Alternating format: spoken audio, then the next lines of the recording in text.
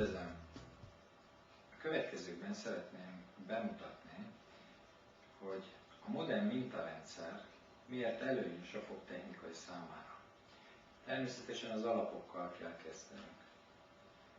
Ahhoz, hogy egy fogpótlást elő tudjunk állítani, a fogcsonkokat egyszerűen hozzáférhetővé kell tennünk ahhoz, hogy azon meg tudjuk munkálni a koronákat. Ezért szétszedhető, szekciós, azaz szétfűrészelt mintákat kell előállítanunk a lenyomatok alapján. Itt van például ez a minta, ahol ugye különböző fogcsonkok vannak, mindegyik hozzáférhető, és ahol nincs fog, azt a részt pedig el tudjuk távolítani, amennyiben az szükséges. Eddig a fogtechnika legfőképpen ezt a mintarendszert alkalmazta, amely során az előzőleg kiöntött lenyomatból kifejtette a megszilárdult gipsz fogkoszorút, csapokat helyezett el fogkoszorúban, majd ezt alá talpalta szintén gipsszel. A gipsznek van egy olyan sajátossága, hogy amikor köt, meg is tágul, egy más méretet vesz fel. Ezért valójában, ha ezzel a mintarendszerrel dolgozunk, egy teljesen más méretre dolgozunk, mint amit a lenyomat nekünk kommunikált a páciensről. Ezért aztán a fogpótlások feszülnek, nem mennek a helyére. Ezeket legfőképpen a fogak közötti approximális kontaktpontoknál érzékeli a fogorvos, természetesen a páciens is. A modern mintarendszernek tehát az lenne a célja, hogy a gipsz tágulása, expanziója által előállt méretváltozást kiküszöbölje. Ezáltal a fogtechnikai munkák szájban a páciens számára sokkal pontosabbak, a fogorvosok számára pedig egy nagyobb hatékonyságot fog eredményezni a fogpótlások átadása során. Itt láthatunk ilyen jellegű mintákat, amelyek már kész vannak.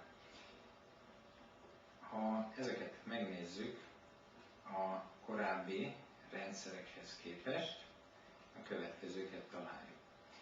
Ezek is itt szétszedhetőek, tehát minden fog, amin dolgozni kell, hozzáférhetővé válik.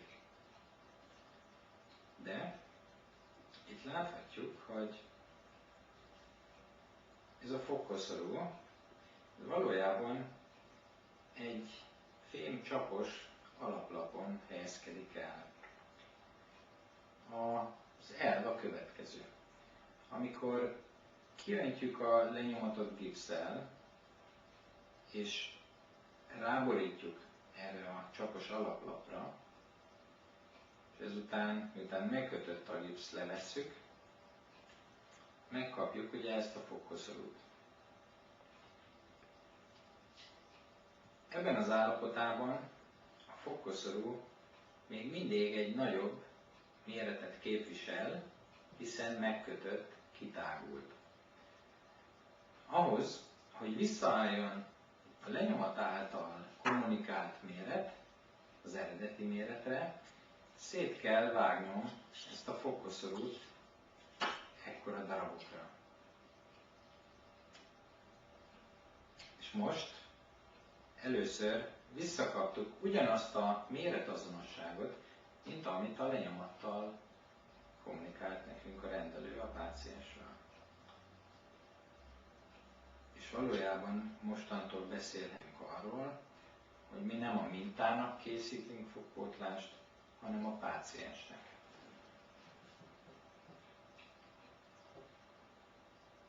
Hogy Hogy ez mennyire valós, ezt szemléltetni is tudom a következő módon. Itt van például ez a minta, ami ugyanezen az elven készült, tehát van egy alaplapunk, mint itt is, amelyik nem tágul. Ugye egy gipsz alaplappal szemben, amely tágul. Miután megkötött ez a gipsz, fogkoszorú, illetve az egész szájpadi rész, szétvágtuk ezt a mintát Y formában, és utána visszahelyeztük ezeket a fogkoszorú részeket erre az alaplapra. És a következőt láthatjuk, hogy ezek a vágatok, amelyeket egy gyémánt tárcsával vágtunk át, valójában szűkebbek lettek ezek a vágatok. Ebbe a vágatba már nem fér bele az a gyémánt tárcsa, amivel elvágtuk.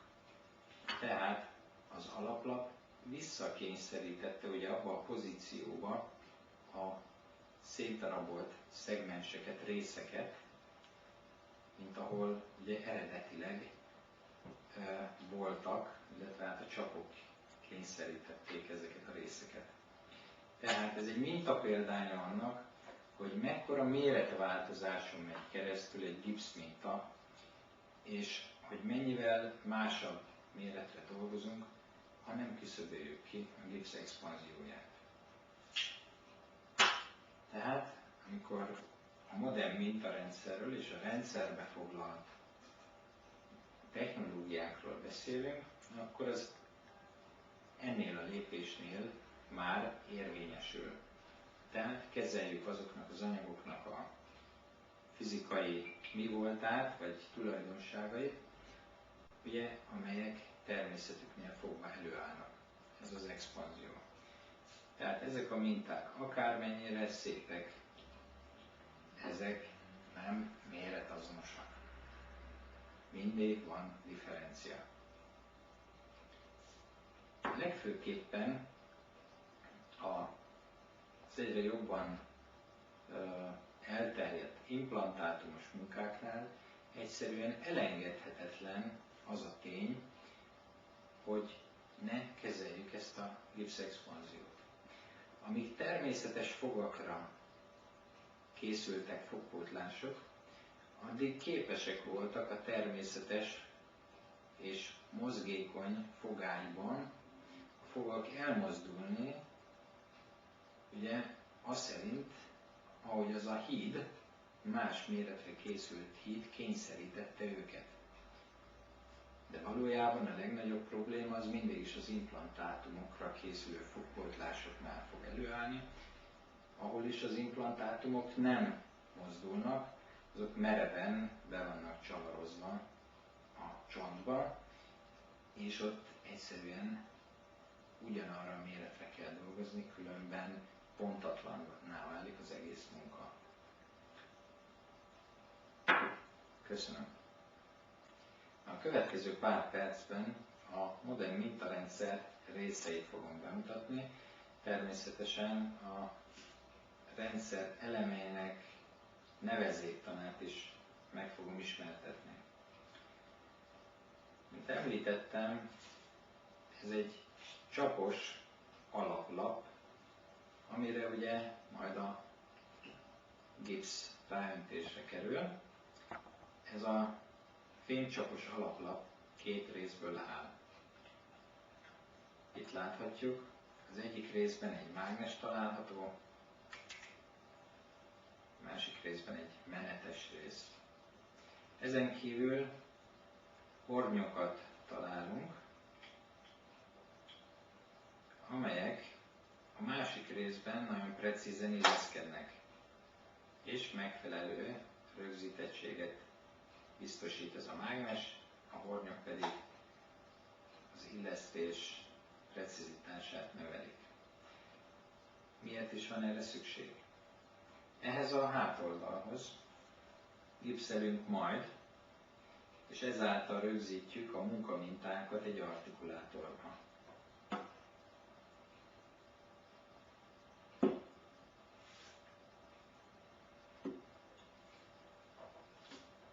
kívül a csapos alaplap közepén találunk egy kivehető lapot.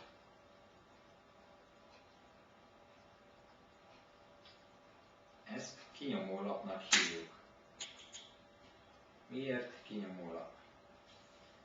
Amikor megkötött a gipsz koszorú, és szeretnénk leemelni, még mielőtt szét lenne fűrészelve, akkor ezt a gipszkoszorút le kell emelni erről az alaplapról, ehhez pedig használunk egy kinyomó készüléket, és ezen keresztül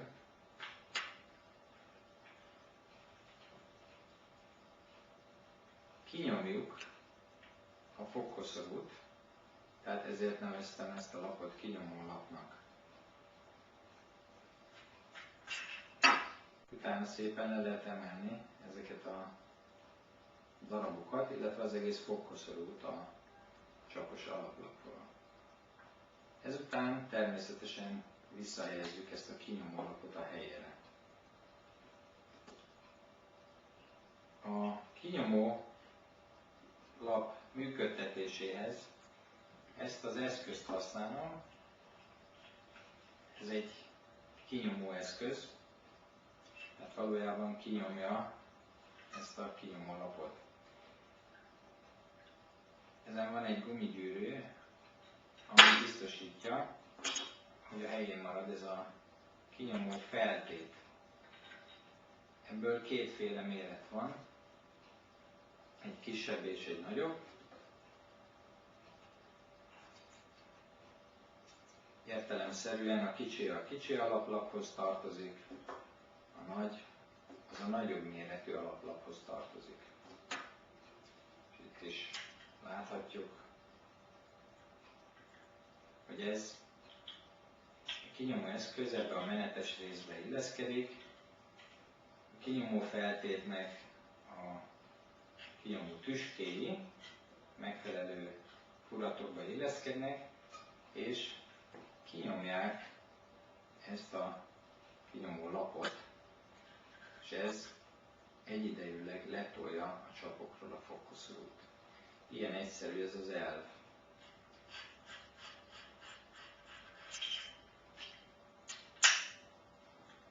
Okay. Ez a gumigyűrű, ez csak a feltétnek a rögzítéséhez szolgál. Találunk a készletben manzsettákat, nagyot és kicsit. Ez a gipszeléshez szükséges, méghozzá a következő módon. A manzsettát felhelyezzük az alaplapra, úgy, hogy mind a két rész egyben van.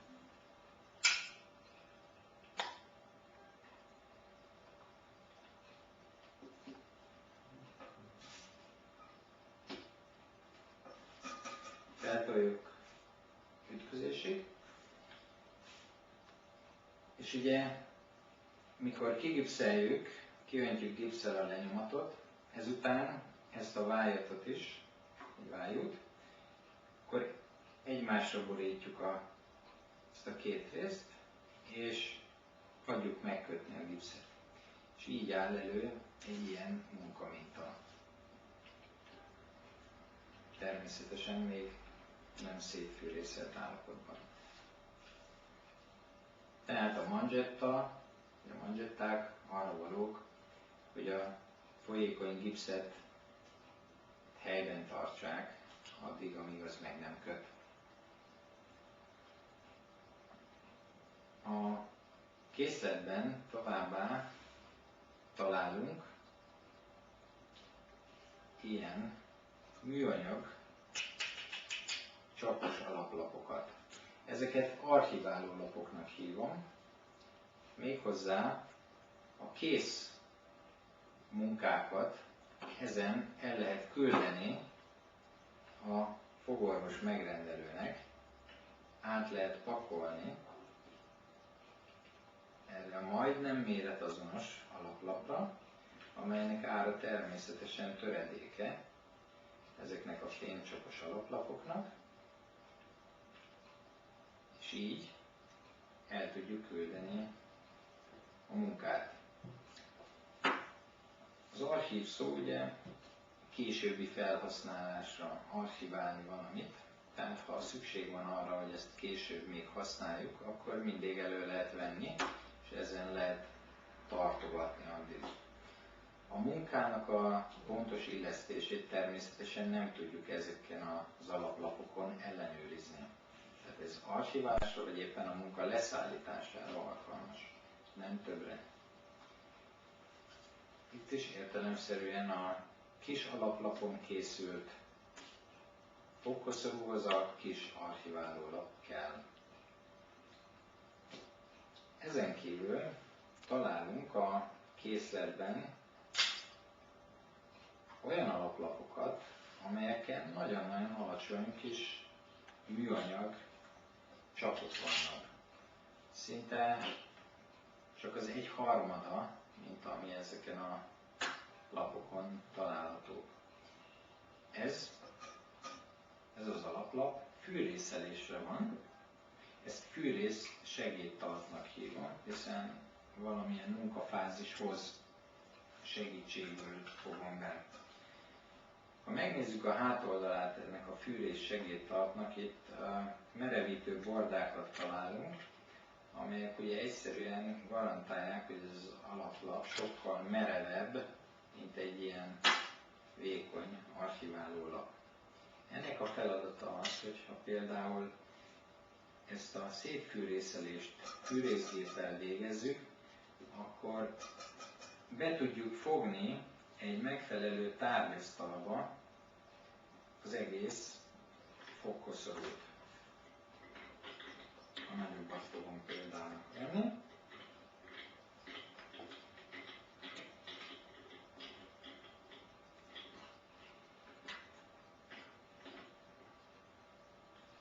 Ugye, hogyha ezen van az egész fogkoszorú, akkor ezen könnyedén tudok fűrészgéppel dolgozni, és mivel hogy ezek a csapok műanyagból vannak, és hogyha a fűrészéjjel belevág ezekbe a műanyag csapokba, akkor a gyémánt fűrésztárcsa nem megy tönkre, és egyszerűen gyorsan tudok dolgozni. Az nem baj, hogyha egy idő után tele van vágással, ez egy fogyóeszköz. Természetesen, ha kézi fűrészeléssel vágja szét a fogtechnikus kolléga a mintáját, ahhoz is ez egy nagyon hasznos segédlet, mert egyszerűen nem kell neki az egész fogívet stabilizálni, ezek a kis csonkok stabilizálják az ívet, és szépen pontosan tud dolgozni, nem fog szétroppanni a kezében a fogkoszorú, és így szépen tud haladni egyik szegmensről a másikra. Oké. A készletben továbbá találunk ilyen átlátszó lapokat, szintén hosszú műanyag csapokkal. Ezeknek a neve pozícionáló segédlapok. Mihez is kellenek ők? Amikor van egy lenyomatom, nagyon sok esetben találkozunk azzal, hogy a lenyomat a kanálon belül teljesen tetszőleges pozícióban van. A külső alapján nem tudom megállapítani, hogy milyen pozícióban van a lenyomat a kanálon belül. Ezért szükségem van arra, hogy esztétikus mintát állítsak elő, ami ugye azért esztétikus, mert a fogazat is arányosan helyezkedik el az alaplapon, középvonal középen helyezkedik el, síkba van. Tehát szeretnék egy esztétikus mintát előállítani, akkor pozícionálnom kell a lenyomatot az alaplaphoz képest. Jól kell pozícionálnom. Igen ám, de mivel hogy itt nem látom a fogazat lenyomatát, ezért a külső felszínen, a kanálon, illetve a manzsettán kell nekem bizonyos segédvonalakat majd húznom, amelyeket egymáshoz képest beállítok. Ezt mindjárt meg is tudjuk tenni. Például az újabb manzsettákon már találunk segédvonalakat. Itt. Ezeket itt meg tudjuk erősíteni.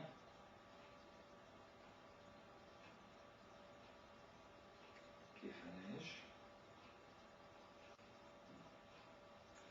Tehát ezeket a segédvonalakat meg tudom erősíteni a külső felszínen, itt például hátul, illetve itt is, itt is.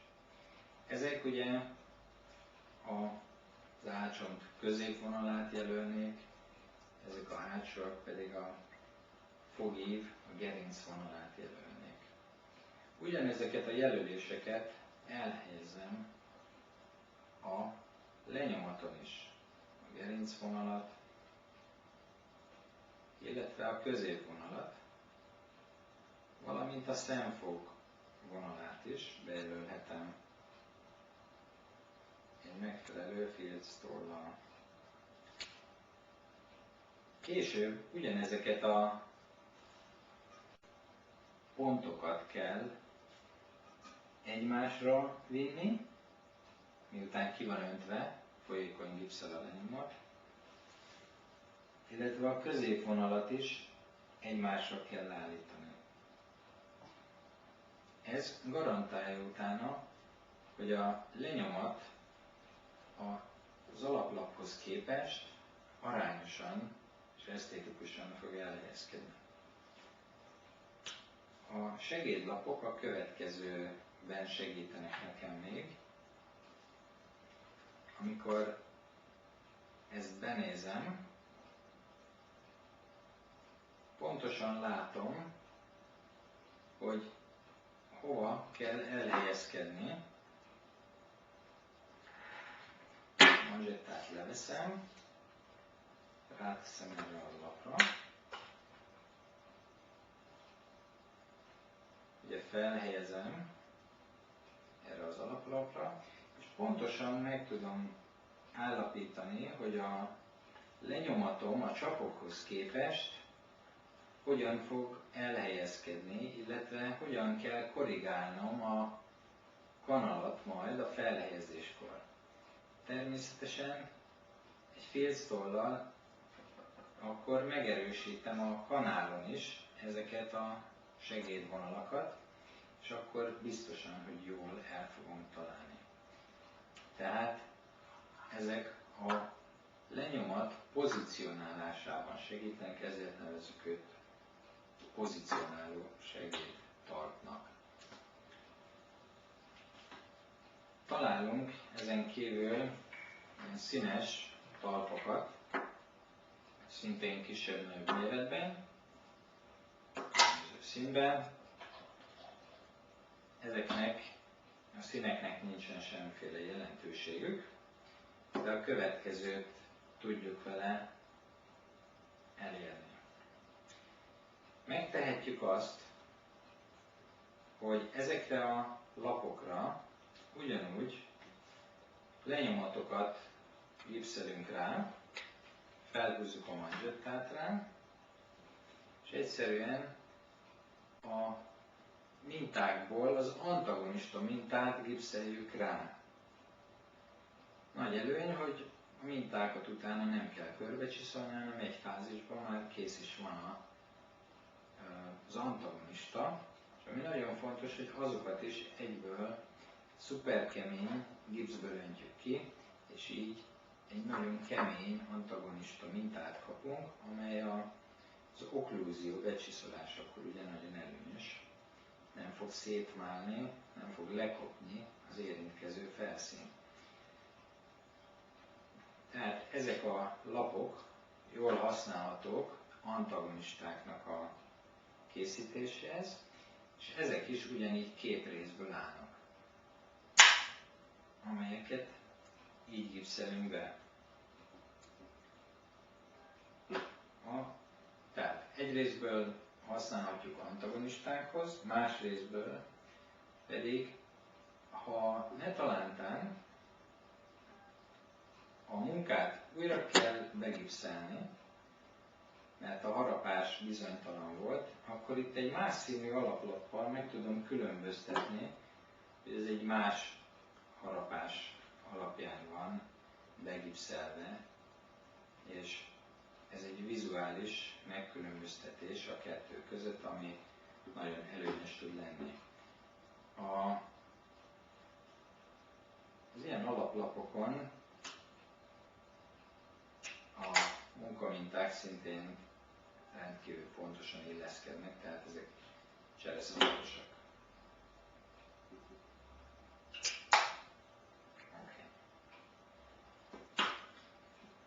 A rendszerhez tartozik még egy izoláló folyadék.